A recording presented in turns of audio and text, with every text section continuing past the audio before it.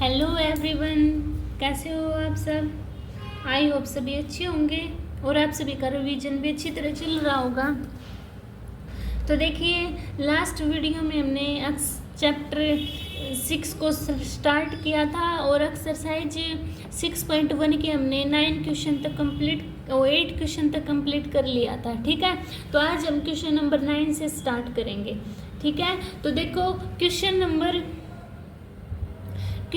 9 में आपका क्या दिया हुआ है। उससे पहले देखो, अगर आपको मेरी वीडियो पसंद आ रही है तो प्लीज़ चैनल को लाइक कीजिए, शेयर कीजिए एंड सब्सक्राइब कीजिए। ठीक है, और कमेंट भी कीजिए। आप थोड़ा सा सपोर्ट करोगे तो मुझे भी अच्छा लगेगा। ठीक है, तो चलो क्वेश्चन नंबर 9 से स्टार्ट करते हैं। देखो क्वेश्चन नंबर 9 में हमारा क्या दिया हुआ है। A balloon which always remain spherical has a variable radius. ठीक है, यानी कि स्पेशल जो कोई भी बलून है वो रिमेन्स जो स्फेरिकल की शेप में आ रहा है, उसमें बोलना है find the rate at which its volume, यानी कि हमें रेट फाइंड आउट करना है अगर उसकी वॉल्यूम है जो इनक्रीज हो रही है एंड विद द रेडियस के साथ इनक्रीज हो रही है और बाद में V when the latter is 10 centimetre वो बन रही है। ठीक है, तो देखो कैसे करेंगे। मैं सबसे पहले क्या है, इन क्वेश्चनों में क्वेश्चन को समझना इम्पोर्टेंट है। ठीक है, तो इसमें मैं लाइट कर लेती हूँ क्या, r is the radius of balloon, radius of balloon. ठीक है, मैंने आर को लाइट कर लिया। अब वॉल्यूम क्या होगा उसका, volume of balloon 4/3 pi r cube होगा। तो इसका डेरिवेटिव निकाल दे, derivative of volume with respect to r. तो इसका निकालना, देखो 4/3 और पाई एज इट इज। अब देखो आर के ऊपर क्या होगा, 3r स्केयर, यही होगा ना, 3 से 3 कैंसल आउट। तो क्या है मेरे पास 4 पाई स्केयर। वी का क्या होगा, dv/dr equal to 4 pi r square.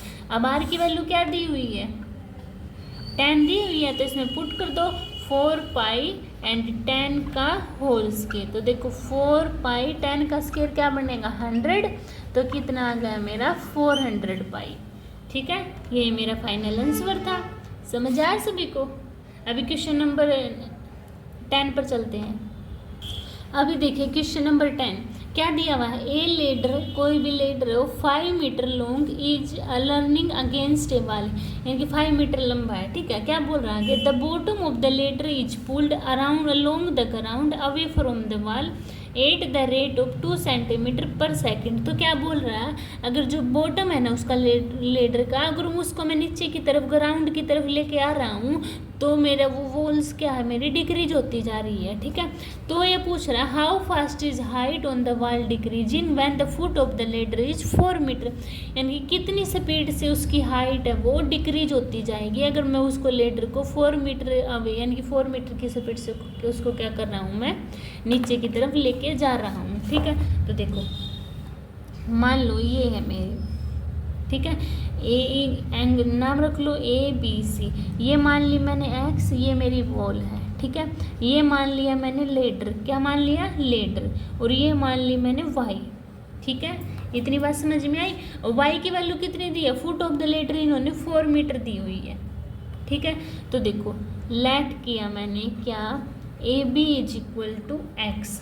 ठीक है, AB is equal to X and BC is equal to, ऐसे लिखो BC is equal to Y। ठीक है, और लेडर लेंथ, लेडर की लेंथ कितनी दी हुई है, लेडर लेंथ मेरे पास 5 मीटर दी हुई है। ठीक है, अब देखो in triangle ABC by Pythagoras theorem.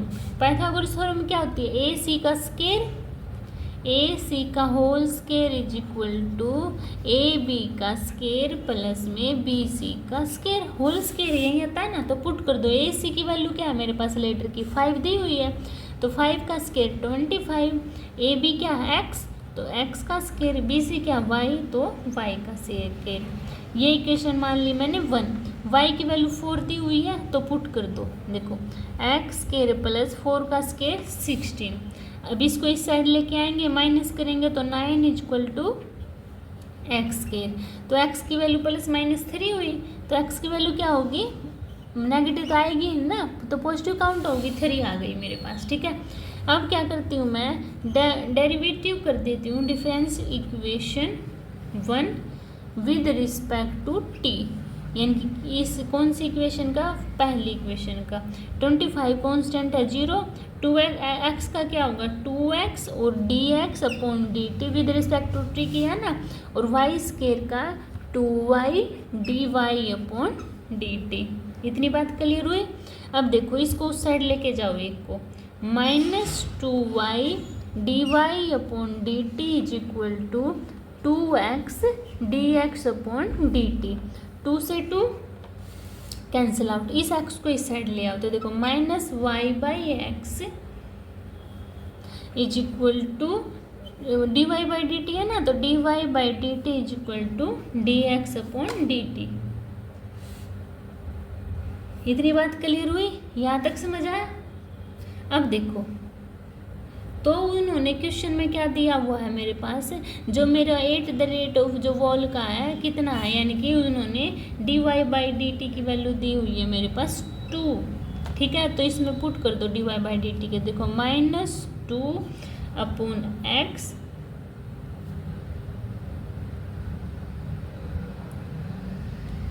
dy/dt की दी हुई ना, तो -2 अपॉन x हो गया, dy/dt की दी हुई है तो y है ना, is equal to dx upon dt। तो देखो एक बात बताओ, x की वैल्यू भी दी हुई है, y की वैल्यू भी दी हुई है, मेरे पास दी हुई है ना, तो y की वैल्यू क्या है मेरे पास 4 है, 4 है ना मेरे पास, तो इसमें पुट कर दो, देखो 2 × 4 और x की वैल्यू क्या है मेरे पास 3, तो इसमें पुट कर दिया, क्या आया -8/3 is equal to dx upon dt। तो कितना आया आंसर मेरे पास -8/3 सेंटीमीटर पर सेकेंड। इस स्पीड से क्या बॉडी क्रीज होता जा रहा है। ठीक है, समझ आया सभी को। अभी क्वेश्चन नंबर 11 पर चलते हैं।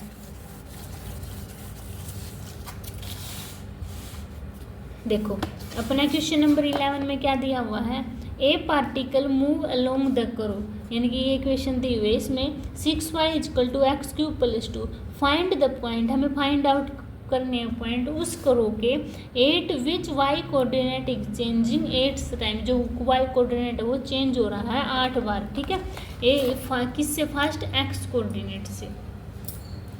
तो क्या है dy/dt की वैल्यू क्या होगी 8 dx अपॉन dt होगी, है ना। तो देखो कर्व क्या दी हुई है मेरे पास 6y = 3x³ + 2, इसको फर्स्ट इक्वेशन मान लियो। अब इसका डेरिवेटिव करते हैं हम विद रिस्पेक्ट टू t, तो करना 6y का क्या होगा dy upon dt = 3x² dx upon dt। 2 constant है तो ऐसे ही 3 × 2 = 6, तो क्या आया 2 dy upon dt = x² dx upon dt। ये इक्वेशन सेकंड। अब आपके पास dy/dt की वैल्यू दी हुई है, ये dt आएगा ना, dy/dt की वैल्यू क्या दी हुई है 8 dx upon dt = x² dx upon dt, ये ब्रैकेट में है। तो देखो dx से dx कट गया dx अपॉन dt से, तो क्या बचा 8 × 2 = 16 = x², तो x की वैल्यू क्या आई ±4, ये आई ना। अब क्या करती हूँ मैं x = 4 पुट करती हूँ, पुट इन इक्वेशन 1, तो पुट करना इक्वेशन 1 कहाँ पर मेरी ये, तो 6y = 4 का क्यूब क्या होगा 64 + 2, तो 6y = 66, तो y की वैल्यू कितनी आ गई 11। इतनी बात समझ में आई। अब 8x = -4 पुट करने पर तो 6y = माइनस का 64 आएगा +2, तो 6y = -62। अब y की वैल्यू क्या आ गई मेरे पास -62/6, 2 3 × 6 2 3 जा 6, 2 1 जा 6, यानी कि -31/3। ठीक है, तो क्या आंसर आ गया मेरे पास माइनस, वो प्लस का 4 है ना ये, तो 4 एंड -31/3। ठीक है, ये मेरे फाइनल आंसर आ गए। समझ आया सभी को 11 क्वेश्चन। अभी 12 पर चलते हैं। देखो 12 क्वेश्चन में क्या दिया हुआ है, the radius of an air bubble is increasing, यानी कि जो रेडियस है एयर बबल की, वो बबल्स की वो इंक्रीज होती जा रही है eight the rate of 1/2 centimetre per second, 1 second में हाफ। ठीक है, 8 what is the rate of the volume, यानी कि हमें वॉल्यूम निकालनी है ऑफ द बबल इंक्रीजिंग, कितनी उनकी बबल की इंक्रीज होती जा रही है वॉल्यूम, अगर हमारे पास रेडियस 1 सेंटीमीटर दी हुई हो। ठीक है, तो 12 देखो लेट करते हैं रेडियस ऑफ बबल्स, यानी कि रेडियस ऑफ बबल्स तो कितनी है 8 सेंटीमीटर, वॉल्यूम क्या होगी 4/3 पाई आर क्यूब। ठीक है, और आर की वैल्यू क्या दी हुई है आपके पास 1.2, डायरेक्ट लिख दो क्या दी हुई है, रेट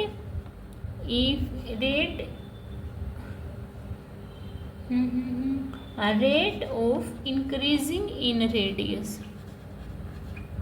तो dr/dt होगा ना, इंक्रीज हो रही तो 1/2 सेंटीमीटर पर सेकेंड।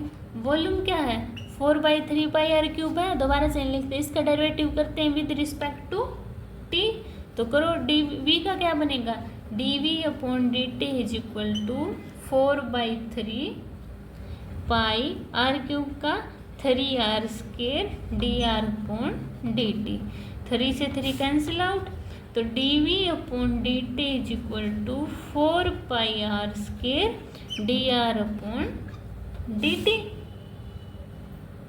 तो dr/dt की वैल्यू पुट कर दो, क्या है 1/2, तो देखो 4/2 r² और 1/2, 2 2 जा 4, तो कितना आया 2 पाई r², है ना। अब हमें वॉल्यूम बतानी है कितनी इंक्रीज हो रही है, अगर हमारे पास रेडियस कितनी है 1 सेंटीमीटर है, तो dv/dt 2 पाई 1 का स्केयर, तो dv/dt मेरे पास क्या आया 2 पाई, यानी कि ये हमारे वॉल्यूम इस स्पीड से वो इंक्रीज हो रही है। ये लगाना मत भूलना 20 पाई सेंटीमीटर पर सेकेंड। ठीक है, ये आपका फाइनल आंसर हो गया। समझ आया सभी को। अभी 13 क्वेश्चन पर चलो। देखो 13 क्वेश्चन में क्या दिया हुआ है, a balloon which always remains spherical, यानी कि क्या है वो स्फेरिकल है, हैज़ ए वेरिएबल डायमीटर कितना है 3/2 2x + 1, find the rate of change of its volume with respect to x, x के रिस्पेक्ट में निकालनी है कितनी उसकी वॉल्यूम है वो चेंज हो रही है। ठीक है, तो देखो डायमीटर ऑफ कितना दिया हुआ है, कौन सा क्वेश्चन हमारा 13, नंबरिंग डाल लेते हैं, डायमीटर ऑफ बलून 3/2 2x + 1, तो रेडियस क्या होगी बलून की होती है ना, तो 3/4 2x + 1 हो जाएगी। वॉल्यूम क्या होगी 4/3 पाई आर क्यूब, तो रेडियस इसमें पुट कर लेते हैं, तो देखो 4/3 पाई 3/4 2x + 1 का होल क्यूब, यही है ना। तो इसको सोल्व करो, देखो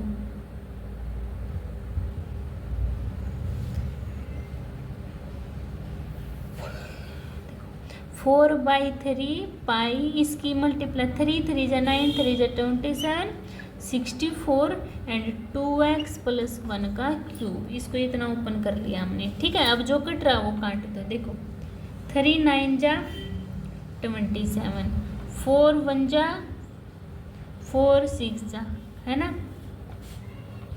तो v का भी v की वैल्यू कितनी आ गई मेरे पास 9/16 पाई 2x + 1 का क्यूब, इतनी बात समझ में आई। अब इसका डेरिवेटिव करते हैं विद रिस्पेक्ट टू x का बोला है ना, तो क्या होगा dv/dx = 9/16 पाई, ये नीचे आ जाएगा 3 2x प्लस 1 और 2x के रिस्पेक्ट में 2x का 2। अब जो कट रहा है उसको काट दो, 2 8 जा 16, तो क्या आया 27/8 पाई, और ये स्केयर है ना तो क्यूब था तो स्केयर रहेगा ना, तो 2x प्लस 1 का होल स्केयर। यही क्या है आपका बस फाइनल आंसर आ गया। ठीक है, बस मैंने क्या किया यहाँ पे रेडियस निकाल ली, पुट की, इस 3/4 को बाहर लेके आ गई, जो कट रहा था उसको काट दिया, ये बचा। अब इसका डेरिवेटिव कर दिया बस विद रिस्पेक्ट टू x। ठीक है,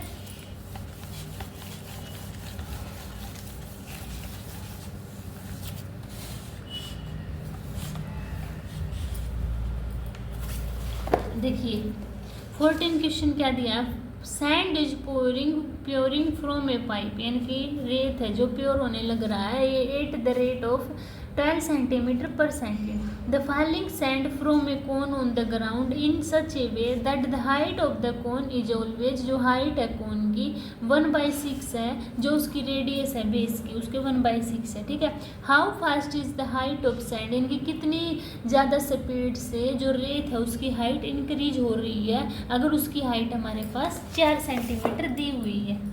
ठीक है, तो देखो कैसे करेंगे इसको, late r is the radius and h is height of cone, मान लिया। अब देखो अकॉर्डिंग टू क्वेश्चन क्या दिया, जो हाइट है वो r/6 है। ठीक है, यानी कि रेडियस है इक्वल है 6 टाइम ऑफ हाइट के। ठीक है, अभी वॉल्यूम क्या होगी अपनी कोन की, क्या होती है volume of cone, 1/3 pi r square h होती है, यही होती है ना। तो आर की वैल्यू पुट कर दें इसमें, तो देखो 1/3 पाई 6h का होल स्क्वायर एच। अब इसको ओपन कर दो, देखो 1/3 पाई 36h स्क्वायर एच, 3 1 जा 3 2 जा 6, तो 12 पाई h3। ये आ गया ना मेरा। अब इसका क्या करती हूँ मैं, ये किसके इक्वल है, मेरे वॉल्यूम के, डेरिवेटिव करते हैं इसका विद रिस्पेक्ट टू टाइम, तो करना v का dv/dt 12 पाई h³ का 3h² dh/dt, यही होगा ना। 12 3 जा 36 पाई h² और dh/dt ये दिया हुआ है। अब कितनी है, सैंड इज प्योरिंग हो रहा है, प्योर हो रहा है किस स्पीड से, 12 सेंटीमीटर दे रखा है ना, यानी कि वॉल्यूम कितनी दी हुई है 12 = 36 पाई h² dh/dt, ये 12 दिया हुआ है। अभी देखो 12 3 जा 36, इस तो क्या बचा मेरा, इसको उस साइड लेके जाएंगे पूरे को, तो 1/3 पाई h² dh/dt। क्या था मेरा, इन्होंने क्या बोलना है स्टार्टिंग में, sand is pouring from a pipe at the rate of, यानी कि कितनी वॉल्यूम के साथ 12, ये तो वॉल्यूम मेरी की dv/dt 12 दे रखा है, तो मैंने पुट कर दिया, यहाँ पे 1 आ गया, 3 पाई h² को उस साइड लेके गई, तो 1/3 पाई h² = dh/dt। और हाइट इन्होंने दी हुई है ना लास्ट में, हाइट इज 4 सेंटीमीटर है अगर अपने पास, तो इसमें पुट कर दो, देखो 1/3 पाई h² यानी कि 4 4 जा 16 = dh/dt, तो 1/16 3 जा 48 पाई = dh/dt। ये आपका क्या हो गया, फाइनल आंसर हो गया। ठीक है, आपको बस ऐसे ही निकालना था, समझ आया सभी को। अभी देखिए 15 क्वेश्चन, अगर फिर भी किसी क्वेश्चन में डाउट होता है तो आप कमेंट सेक्शन में बता देना, मैं आपके डाउट क्लियर कर दूँगी। ठीक है, अभी 15 क्वेश्चन देखिए, the total cost CS in rupees associated with the production of x unit of an item is CX की वैल्यू हमारे पास दी हुई है, फाइंड करना हमें, find out marginal cost when 17 unit अगर हमारे पास प्रोड्यूस हो रही है तो उसका मार्जिनल कॉस्ट हमें फाइंड आउट करना है। तो देखो कैसे करेंगे इसको, सी एक्स की वैल्यू क्या दी हुई है 0.007 x cube minus 0.003 x square plus 15x plus 4000, ठीक है। इनकी M C is equal to D C, ये मार्जिनल कॉस्ट लिखा है मैंने, कहीं पजल हो जाओ, ठीक है। M C is equal to d x upon d C upon d x, इसका कर दो derivative, d C upon d x क्या आएगा, इसका नीचे 3 multiply 0.007 x square minus 2 multiply 0.003 x plus 15, ये कांस्टेंट है तो 0 रह जाएगा। अब मल्टीप्लाई कर दो, M C d C upon d x equal to 0.021 x square minus इसकी 0.006 एक्स प्लस 15, ये आ गया। अगर हमारे पास एक्स की वैल्यू क्या दी हुई है मार्जिनल, हमारे पास कॉस्ट यूनिट 17 दी हुई है ना, तो इसमें पुट कर दो तो 0.021 एक्स का 17 का स्क्वायर 289 माइनस 0.006 17 प्लस में 15, इसकी मल्टीप्लाई की तो 6.069 17 छिका 102 यानी कि 0.102 प्लस 15, इतना आ गया। और 20 इसको ऐड, इसको माइनस करके 20.976, ये आपका क्या आ गया फाइनल आंसर आ गया, ठीक है। एम सी यानी कि मार्जिनल कॉस्ट कितना आपका 20.976, ठीक है। समझ आया, इजी था ना ये तो बिल्कुल। अभी देखिए 16 क्वेश्चन ऐसा ही है सेम, क्या दिया हुआ है, the total revenue in rupees received from the sale of x unit of a product is given by rx equal to 13x square plus 26x plus 15। Marginal revenue में फाइंड आउट करना है अगर x की value 7 दी हुई हो। तो देखो 16 में rx की वैल्यू क्या दी हुई, equation 3x square plus 26x plus 15, तो एम आर मार्जिनल रेवेन्यू क्या होगा D R x upon d x. तो अब इसका करना है 13 टू जा D R x upon d x 26 x plus 26 है ना। अगर x की वैल्यू अपने पास क्या दी हुई है 7, तो 26 मल्टीप्लाई 7 प्लस 26 ऐड किया तो कितना आ गया, इसको ऐड करना 182 प्लस 26, अब 6 और 2 8 8 2 0, तो टोटल मार्जिनल कितना आ गया आपके पास रुपीज़ 208, यानी कि 208 रुपीज़ आपके पास मार्जिनल रेवेन्यू आ गया, ठीक है। बस इसका डिफरेंशिएशन कर दिया मैंने, derivative with respect to x, और एक्स की वैल्यू दी हुई थी पुट कर दी बस।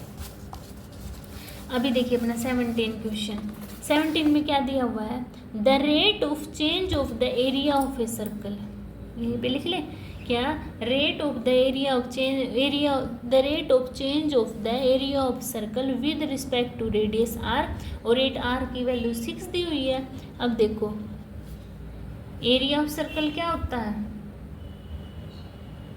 बताओ सभी, पाई आर स्क्वायर, इसका डेरिवेटिव करेंगे ए है ना ये, तो d A with respect to क्या आर, तो d A upon d r is equal to 2 pi r, r की वैल्यू कितनी दी हुई है 6, तो पुट करना 2 पाई 6, तो कितना आया 12 पाई, तो कौन सा ऑप्शन राइट है मेरा, बी ऑप्शन राइट हो गया है ना, ये तो इजी है बिल्कुल। अभी देखिए 18 question, the total revenue in rupees received at the sale of x unit of product, ये एक्स वैल्यू दी हुई है, और रेवेन्यू मार्जिनल रेवेन्यू बताना है अगर x the marginal revenue when x is 15, same किसके है ये हमारा 16 क्वेश्चन के सेम है ना, तो 18 निकालो, आर एक्स की वैल्यू क्या दी हुई है 3x square plus 36x plus 5, तो क्या निकाल लेंगे D R upon d x, यानी कि मार्जिनल रेवेन्यू क्या है डी एक्स, 3x² का क्या होगा 6x, 36x का 36 और 5 का 0। तो dr/dx is equal to r की अगर x की वैल्यू कितनी हो आपके पास 15, तो 6 × 15 + 36।